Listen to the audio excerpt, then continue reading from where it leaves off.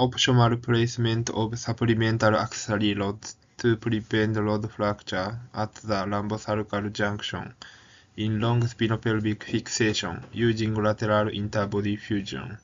A biomechanical experimental study using a synthetic bone model and finite elemental model. This X-ray image shows a case of adult spinal deformity with posterior kyphoscoliosis. Performing surgery using lateral interbody fusion combined with posterior pedicle screw fixation has become a common approach for such cases, and favorable outcomes have been widely reported. In ASD surgery, rod fracture after the operation are a major issue. They often lead to poor clinical outcomes and require revision surgery. Risk factors for rod fracture include advanced age, obesity, sagittal malalignment, PI-LL mismatch, overcorrection, PSO, domino connectors, and thoracolumbar or lumbocervical fusion.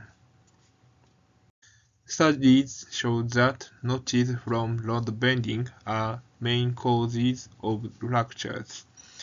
These weak points often lead to fracture starting from the back to the front of the rod. To prevent rod fractures, we can choose the rod material and size, use multi-rod construction to reduce stress, combine lateral interbody fusion.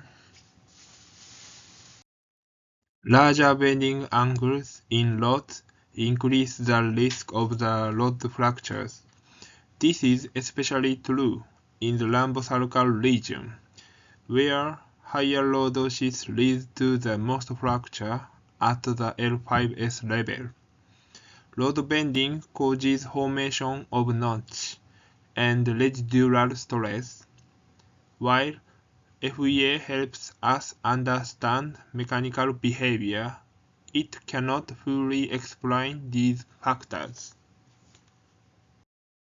The object of this study is to investigate the optimal placement method of accessory rods in spinopelvic fixation using lateral interbody fusion by conducting mechanical analysis using synthetic model and finite element model.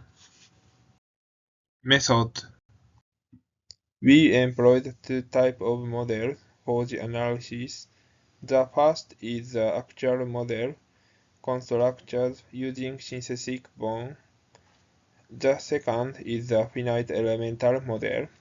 For both models, the constructs were standardized.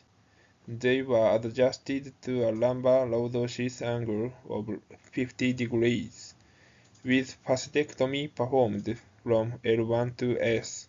Pedicle screws were inserted from L1 to S1, and S2 ala iliac were inserted. L-leaf cage were placed between L1 to L5, and brief cage were placed at L5S level. We examined four configurations of accessory rods. First is 2R, the baseline with no accessory rods. Second is LAR, a long rod from L12 to S12. Third is SAR, a short rod from L45 to S12. Lastly is STLAR, a straight rod from L12 to S12.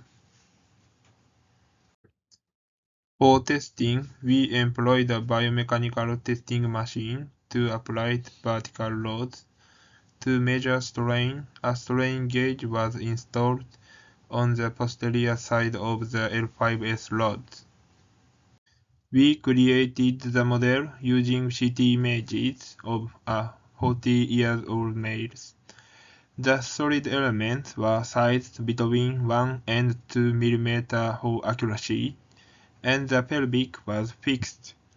Flexion, extension, rotation, and lateral bending were performed based on previous reports. Results: STLAR configuration showed the lowest strain at the 441.3 microstrain. There was a 52% reduction in strain when comparing the 2R and STLAR. For the finite elemental model, STLAR reduced the maximum equivalent stress on the rod by 20%. The similar trend was observed in flexion, extension, rotation, and lateral bending. Discussion: this study shows that STLAR is effective in both actual and finite element models. When comparing STLAR and 2R, in the actual model, strain was reduced by 52%. In the finite element model, maximum stress was reduced by 20%. The difference was considered to result from the notches and residual stress caused by rod bending. Previous finite element analysis in PSO shows the effectiveness of the delta rod. This is also consistent with the result of our previous study on the length of accessory rods.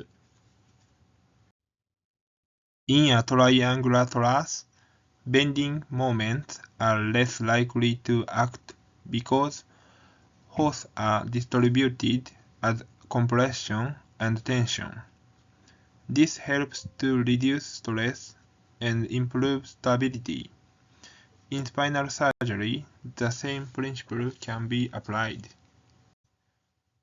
Combining experimental approaches with numerical simulations allows us to complement their strengths and weaknesses. STLAR shows the best performance in reducing strain and improving stability compared to the other configuration. Conclusion: mechanical analysis of accessory rod placement methods was conducted using actual and finite element models. In lumbopelvic fixation surgery using LIF, long straight accessory rod proved to be effective.